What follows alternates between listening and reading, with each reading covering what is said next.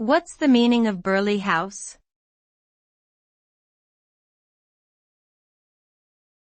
Burghley House.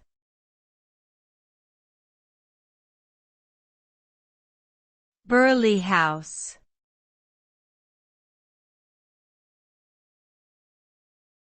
Burghley House.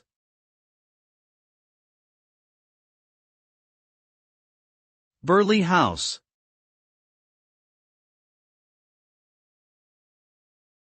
Burghley House is a grand 16th-century country house located in Stamford, Lincolnshire, England. It was built by Sir William Cecil, who was the chief advisor to Queen Elizabeth I.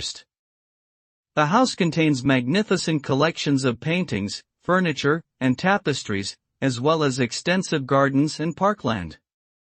Burghley House is considered one of the greatest Elizabethan houses and is open to the public for guided tours and events throughout the year. It is also renowned for hosting the annual Burghley Horse Trials, which is a famous equestrian event that attracts visitors from around the world.